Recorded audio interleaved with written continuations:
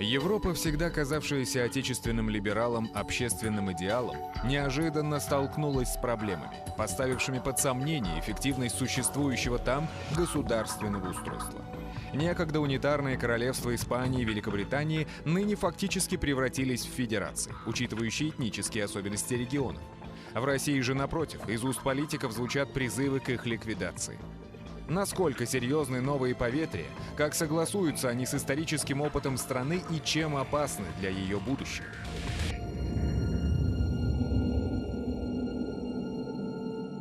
Политическая элита России, напуганная парадом суверенитета в 90-х годов, в 2000-х заболела идеей унитаризма. Знаменитый ельцинский принцип «берите суверенитета столько, сколько сможете проглотить» отброшен в сторону как политически вредный, а вместо него было взято новое кредо, сформулированное в известном заявлении Жириновского о необходимости упразднения национальных автономий и укрупнения регионов. Жириновский, как водится, лишь озвучил идею, давно зревшую в Кремле. И новая политика незамедлительно была опробована на самых нежизнеспособных автономиях. В 2003 году с карты России исчез Коми-Пермяцкий автономный округ, затем Долгано-Ненецкий, Эвенкийский, Корякский, Усть-Ордынский и Агинский бурятские автономные округа. А не так давно общественное спокойствие вновь было нарушено заявлением российского олигарха и председателя партии «Правое дело» Михаила Прохорова, повторившего идею о ликвидации деления страны по национальному признаку. Унитаризм. От латинского «unitas» – «единство». Одна из двух форм территориальной организации государства. Государство считается унитарным, если большинство его частей не имеют статуса государственного образования. Заявление Прохорова вызвало, как и следовало ожидать, негативную реакцию не только у представителей общественности и властей национальных регионов, но и у экспертного сообщества России. Политолог и журналист Евгений Пожидаев в своей публикации «Губернизация России. Как межэтнические дрязги возвести в квадрат» пишет: аргументы сторонников деавтономизации общеизвестны. Во-первых, по их мнению, статус автономии сам по себе наделяет колоссальными привилегиями, и русские области подвергаются конституционно закрепленному апартеиду. Во-вторых, наличие автономных образований – безусловная предпосылка к сепаратизму и распаду страны. Все это подкрепляется в кавычках «историческими экскурсами». Россия всегда была унитарным государством. Да, Россия была империей, но в царской России никогда не было деления территории по национальному признаку. Аргументы сторонников деавтономизации у специалистов вызывают лишь саркастическую улыбку, ибо авторы подобных суждений явно пытаются скрыть суть вопроса за внешней безупречностью формы. Да, формально Московское царство, а затем и Российская империя были унитарными государствами, но только формально. За внешним фасадом централизованного государства скрывалась довольно гибкая форма федеративных взаимоотношений центра и национальных окраин. Поэтому Евгений Пожидаев пишет: в реальности Россия никогда не была унитарным государством. Более того, на протяжении большей части своей истории империя демонстрировала образец своеобразного монархического федерализма. Об этом писали многие авторы XIX века, что империя, в отличие от современного государства западного типа, она никогда не стремилась к уравнению. То есть вот эта вот нивелировка – это продукт уже поздний. Для многих европейских государств это начало XIX века. Империи всегда отличались разным статусом провинций в их структуре, разными привилегиями народов, которые входили, ну, начиная от, допустим, Римской империи, да, и так далее. Это вполне очевидно просматривается. Действительно, с момента своего образования Московское царство представляло собой империю, включавшую в себя завоеванные и добровольно присоединенные территории с полиэтничным населением. Русское или Московское царство. Название России с 1547 по 1721 год. Первый русский царь, то есть Цезарь Иван IV, имел титул «Царь и великий князь всея Руси», а также царь Казанский, царь Астраханский, царь Сибирский. Как можно заметить, в титуле царя не отражен факт присоединения к русскому государству Ногайской Орды и Башкирии, считавшихся вассальными, ибо состояли из степовых уездов и автономных самоуправляющихся национальных окраин. Империи никогда не имели вот такого равномерного распределения управления, как, например, современные буржуазные национальные государства Европы. Империя всегда, как говорил Константин Леонтьев, это цветущая сложность. И сама система вот такого патриархального управления империи, она подразумевала, что глава семьи, царь, имеет детей, которые имеют разный статус. То есть есть взрослые дети, есть маленькие дети. У каждого, так сказать, ребенка свои права, свои обязанности. И здесь ни в коем случае не может быть такого равномерного распределения обязанностей и прав. В разные периоды истории русское государство включало в себя такие автономные и полунезависимые образования, как Ногайская Орда, Башкирия, Калмыцкое ханство, Кабарда, Шамхальство, Тарковское, Гетманское управление на Украине, Хивинское и Казахские ханства, Бухарский Эмират, Царство Польское и Великое княжество Финляндское. Это далеко не полный список примеров асимметрии в отношениях между центром и территориями. Но, как можно заметить, в основе принципа государственного устройства России, начиная с XVI века, лежал критерий этнической атрибуции вновь присоединяемых земель. Национальные окраины имели особый статус, в отличие от коренных русских областей, поделенных на типовые административные единицы. И в этом главное отличие принципов, по которым складывались национальные государства Европы и такие евразийские империи, как держава гуннов, тюркский каганат, монгольская империя, русское государство. Об этом в свое время писали русские философы-евразийцы. Все-таки у нас государственность шла не по европейскому пути. Особенно в XVI-XVII веке мы скорее копировали традиции монгольской империи. И об этом многие историки, в общем-то, сейчас уже пишут вполне так уверенно. А в Монгольской империи, особенно в отношении кочевых народов, полукочевых народов, там сохранялись очень серьезные элементы самостоятельности. То есть империя не призывала, например, вводить единую религию там, для всех народов, которые входили в нее. Да. Сохранялись очень серьезные элементы самоуправления в вопросах там, даже суда и так далее.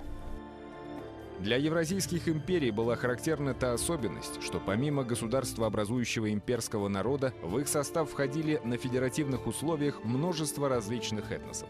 В частности, Золотая Орда состояла из улуса Джучи, титульного населения империи, включавшего в себя, собственно, монголов и покоренных кыпчаков, а также из зависимых владений, не являвшихся частью улуса.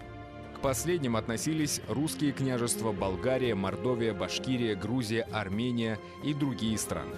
Русское государство унаследовало эту систему. Философ-евразиец Николай Трубецкой писал: «Московское государство возникло благодаря татарскому игу. Русский царь явился наследником монгольского хана. Свержение татарского ига свелось к замене татарского хана православным царем и к перенесению ханской ставки в Москву. По-иному, по всей вероятности, и быть не могло». Почему не могло быть иначе? Причин много, обратим внимание лишь на самые явные. В отличие, скажем, от покорения Америки, где европейцы встретили слабое или почти никакого сопротивления со стороны индейцев, покорение русскими Поволжья и Сибири не могло бы состояться, не будь у России союза с могущественной Ногайской Ордой, не будь у нее практики включения в свой состав территорий на условиях унии. К первой половине XVIII века, когда англичане освоили восточное побережье Северной Америки, находившееся в нескольких тысячах километров от Англии, российская администрация не могла продвинуться и на несколько десятков километров к югу от Уфы. Таким образом, именно военная мощь народов, с которыми сталкивалось русское государство на своем пути, заставляла его искать компромиссные варианты расширения на восток. Русские не имели ничего общего с испанскими конкистадорами или английскими переселенцами, а входившие в состав русского царства народы с индейцами. Границей между американскими колониями и европейской метрополией служили не только моря, но и социальный статус колонизаторов и аборигенов, эксплуататоров и эксплуатируемых. Совсем иные отношения между имперским этносом и федератами существовали в евразийских империях. В России совершенно иное дело. Россия, она не делится на колонии и метрополии. Тут сложно найти ту грань, где кончается метрополия и начинается колония. Да, как и любая империя, она идет из одного центра. Вот. Но грань между колонией и метрополией смешаны. трудноразделимы. Это очень ярко видно как раз на примере нашей Башкирии. Покажите мне еще метрополию, где основное население которой, носители как раз державной имперской идеи, да, обладали бы намного меньшими правами, чем жители колоний. А ведь у нас так и происходило, потому что обычный рядовой башкир обладал значительно большими правами, чем большинство населения с чисто русских земель. Башкира нельзя было закрепостить. Точнее, если он по воле судьбы оказывался крепостным, военнопленным, например, он просто переставал быть башкиром. Данная евразийская модель отношений между главенствующим и другими этносами империи объясняет ту легкость, с которой возникали эти империи. Скрепленные цементом договорных или федеративных отношений, они нередко превращались в очень крепкие организмы, распад которых был либо невозможен, либо проходил весьма болезненно. Вспомним события 1917 года. После падения Российской империи большинство ее народов, как ни странно, пожелали остаться в составе нового демократического и федеративного государства. У всех на устах был лозунг о Соединенных Штатах России, где у каждого народа должен был быть свой штат. Сила взаимного притяжения у народов бывшей Российской империи была настолько мощной, что она после 2 лет кровопролитной гражданской войны вновь собралась воедино, но уже в форме Советского Союза. Победили большевики, пообещавшие национальным окраинам приемлемые формы общежития. Напротив, антибольшевистские силы, игнорировавшие этнокультурный аспект политики, потерпели полное поражение. В этом отношении показателен пример Башкортостана, автономия которого была провозглашена в конце 1917 года, в условиях надвигавшейся гражданской войны. Башкирское движение первоначально находилось в лагере демократического крыла Белого движения в лице Комуча. Комитет членов Всероссийского учредительного собрания, сокращенно Комуч. Первое антибольшевистское всероссийское правительство России, организованное 8 июня 1918 года в Самаре бывшими членами учредительного собрания. Однако, когда в ноябре 1918 года адмирал Колчак объявил себя верховным правителем России и издал указ об упразднении всех областных правительств, башкиры перешли на сторону советской власти. К этому времени, в корне изменившие свою национальную политику в сторону признания за народами империи права на самоопределение, между Башкирской республикой и Центральной советской властью было подписано особое соглашение, гарантировавшее первой широкую автономию. Башкирия стала договорной автономией, в отличие от декретированных сверху. Это был уникальный случай и своеобразное повторение опыта прошедших веков. То представление о гражданском подданстве, которое сейчас у нас принято, не следует проецировать на 16 и 17 век.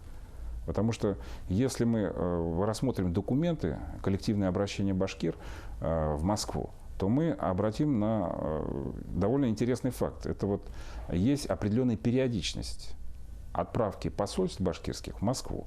Они, как правило, совпадали либо с новым воцарением, либо это связывалось с какими-то серьезными политическими событиями, когда башкиры со всех дорог отправляли своих представителей в Москву, и, как правило, с каждым новым правителем башкиры заключали соглашения, корректировались условия подданства, многие вопросы уточнялись, которые прежде не были актуальны. Таким образом, подданство башкир не было, выражаясь терминологией того времени, вечным холопством, то есть оно не носило безусловный характер. До начала 17 века статус Башкирии в составе русского царства вообще не был определен. Только последующие посольства, начиная там с 20-х годов 17 века, каждое из этих посольств, например, определяло вопрос о вотчинном землевладении башкир, определяло вопрос об административном управлении. Например, такие факты, что башкиры сами определяли состав низового административного аппарата. То есть толмачи, подьячи, сборщики ясака, их выбирали сами башкиры. По документам 17 века это четко прослеживается. И вот понятие о подданстве, оно во многом было не таким жестким и не таким обязывающим, как это было в 20 веке. Например, башкиры ведь в ходе восстания, например, 60-х годов меняли подданство. То есть они формально опять восстанавливали сибирское ханство, например, под руководством внука Кучума. Во время башкирских восстаний Башкирия надолго выпадала из состава российской государственности. На ее территории возрождались прежние чингизидские ханства во главе с династией шайбанидов. Например, правнук последнего сибирского хана Кучума, царевич Кучук, дважды провозглашался ханом Башкирии. Феодальный принцип «если нам не нравится данный государь, подыщем себе другого», составлявший основу политических представлений башкир, конечно же, не мог устраивать московских царей. Однако они ничего не могли с этим поделать. Во-первых, не хватало сил для покорения мятежной провинции. Во-вторых, не имелось соответствующей методологической и идеологической базы для проведения реформы управления. Но вот к власти пришел Петр I, взявший на вооружение западные рецепты для проведения реформы государственного управления. Он разделил государство на 8 однотипных губерний, каждая из которых включала в свой состав несколько десятков уездов. Башкирия в новой вертикали власти оказалась в подчинении у властей Казанской губернии. Башкиры, ранее подчинявшиеся непосредственно царю, были переданы в управление казанским губернаторам, первые же из которых спровоцировали грандиозное восстание, получившее название Алдаровщины. Алдаровщина. Башкирское восстание 1704-1711 годов завершилось победой восставших и удовлетворением их требований. Юрисдикция Российской империи в Башкирии была восстановлена лишь в конце 20-х годов XVIII века. Попытка Петра создать именно унитарное государство европейского типа, она провалилась. И не случайно, как раз-таки в вопросе управления этими регионами к концу жизни Петра и после его правления фактически мы наблюдаем откат к прежней допетровской системе. То есть вот эти этнические регионы, такие, например, как Уфимский уезд, они, как это было заявлено в документах, например, 1728 года, восстановили прежний особый статус в системе управления. И на протяжении всего XVIII века эта специфика, например, подчеркивалась особым статусом местного коренного населения. То есть башкиры были выведены из состава гражданского управления и рассматривались как народ сословия. После смерти Петра Башкирия подчинялась непосредственно Сенату, минуя губернское управление. В период существования башкирского войска коренное население края также имело особый статус, обусловленный кантонной системой управления. Законодательно сохранялись многие специфические права землевладения, башкирского землевладения. То есть вот это надо подчеркивать. Очень интересный факт, что никто в Российской империи, например, не имел права на недра. Допустим, если на земле помещика русского находили какие-то залежи полезных ископаемых, то его не спрашивали. Если необходимо было это в государственных целях, то там начиналась добыча этих полезных ископаемых. У башкир, земля которых была богата всякого рода недрами, всегда государство, частные лица должны были спрашивать разрешение и заключать договор. То есть даже в таких вопросах мы видим специфику положения башкир. Право собственности башкир на свою землю было уничтожено лишь знаменитым декретом о земле в октябре 1917 года, чем и объясняется их отчаянная борьба с советской властью, которая в свою очередь позволила башкирам добиться признания своей автономии. Сторонники приведения российских территорий к единому знаменателю уже не отрицают принцип федерализма. Они понимают пользу федерализма, основанного на экономической самостоятельности регионов. Поэтому унификаторы данного типа ратуют за федерацию административных единиц, нарезанных без учета этнического фактора. В пример они ставят Соединенные Штаты Америки, а унитаристы в качестве идеала выбирают Францию. Насколько данные образцы подходят нам? В XVIII веке Франция представляла собой королевство, в разных частях которого проживали еще не утратившие свою национальную идентичность и собственные языки провансальцы, гасконцы, бретонцы, эльзасцы. Однако Великая Французская революция превратила все эти народности в единую гражданскую нацию – французов, и Франция стала первым так называемым национальным государством, где все, вне зависимости от происхождения, считались представителями французской политической нации. То есть для того, чтобы во Франции исчезли и растворились все вот эти многочисленные народы, там, бургунцы, норманы и так далее. Для этого понадобилось там 10 лет террора, чтобы вся Франция заговорила на французском языке и возникла нация французов. Это всегда болезненный процесс уничтожения этнической идентичности. И не всегда он приводит к позитивным последствиям. Все народности Франции культурно принадлежали к западно-христианской цивилизации и придерживались одного образа жизни и схожих обычаев. Совсем иная картина наблюдалась в России, где проживали христиане, мусульмане, буддисты и язычники. Причем башкиры и горцы Кавказа оказали беспрецедентное по упорству сопротивление попыткам их покорения. Именно поэтому Россия пошла не по пути Франции или США, а выработала собственную дорогу. Это путь не ассимиляции, а интеграции. То есть ассимиляция тоже применялась там, где это было возможно. А вот те куски, которые просто сопротивляются этому настолько, что себе дороже будет их ассимилировать, это невозможно просто. Невозможно ассимилировать Башкирию. Невозможно оказалось ассимилировать даже татарию, например, точнее татар, которые выработали свой путь как раз сопротивления ассимиляции. Можно сказать, возникли как именно народ в качестве протеста этой ассимиляции. Совершенно невозможно не только ассимилировать, но и привести полностью к российскому знаменателю Кавказ, например. И Россия пошла по пути создания державы, можно сказать, уникального типа, который основан на инкорпорации вот этих частей, да, приведении к одному знаменателю, когда числители разные. Пресловутый плавильный котел народов, реализованный в США, потребовал почти поголовного истребления коренного населения Америки. В реалиях Российской империи данный метод был неосуществим.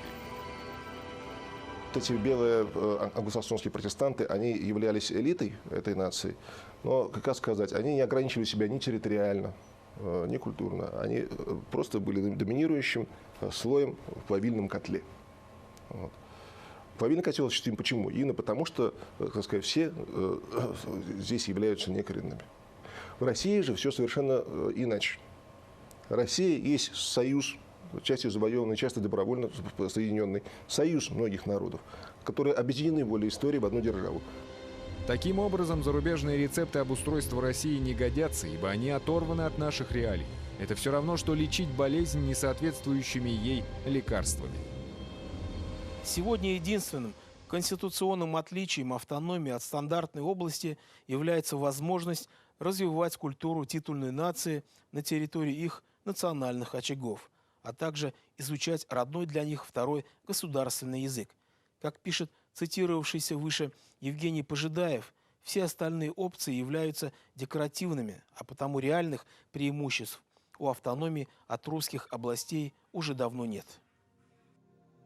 Поэтому Евгений Пожидаев пишет: «Искоренение автономии в переводе на русский означает две вещи – смену вывесок и запрет на использование местного языка как второго государственного. Иными словами, это бессмысленный зажим, который ничего не даст в плане сохранения целостности страны, зато практически осчастливит сепаратистов. Что касается прохоровской идеи растворить автономию, укрупнив регионы, то она выглядит как диверсия и анекдот одновременно». Постоянно от современных политиков я слышу именно в качестве такого критерия это административное деление Франции или США. То есть как будто это является наиболее подходящим принципом административного деления для современного государства. Но опять-таки США это совершенно особая форма государственности, которую создали переселенцы. И говорить, например, сравнивать это с Россией вообще очень сложно, потому что там не было коренное население, вообще не учитывалось, его мнение не имело значения. А переселенцы могли создавать все, что угодно с чистого листа. Ну, а Франции пришлось, повторяю, пройти через великий террор, чтобы растворить в этом французском котле вот эти все мелкие этнические образования. Таким образом, можно подумать, что Прохоров и иже с ним, апеллируя к опыту Франции вольно или невольно, призывают к террору. Сама постановка такого вопроса, она уже провоцирует конфликтность, да еще на таком уровне. Понимаете, одно дело, когда с подобными мемами выступает Жириновский. Там сегодня там башкир Монголию, татар Монголию, что-нибудь такое ляпнет. Это не морализаторство, это просто факт, понимаете. Что это провоцирует конфликтность уже саму по себе. Если уж наша политическая элита привыкла жить с оглядкой на Запад, то почему бы им не обратиться к более подходящим примерам? Например, к опыту Испании и Великобритании. В составе последней находятся 17 автономных областей, некоторые из которых, например, Каталония и страна Басков, представляют собой национальные автономии. В составе Великобритании Шотландия, Уэльс и Северная Ирландия имеют собственные национальные администрации и парламент, а языки коренного населения этих регионов имеют равный статус с английским. Как заключает Пожидаев, сторонники повальной губернизации предлагают идею а. практически бессмысленную, б. несущую впечатляющие издержки, которые при неблагоприятном развитии событий могут оказаться фатальными. Процесс этногенеза не то что в России, но даже в классической Европе далеко не закончен. Несмотря на свое нивелирующее свойство, капитализм не смог переварить каталонцев, басков, валлийцев, шотландцев, фламандцев и многих других. А ведь это народы одной христианской культуры. Европа, если нашей элите непременно нужно кого-то копировать, не может более игнорировать факт своего этнического многообразия. Тем более не может это делать Россия с ее многонациональным и многоконфессиональным населением.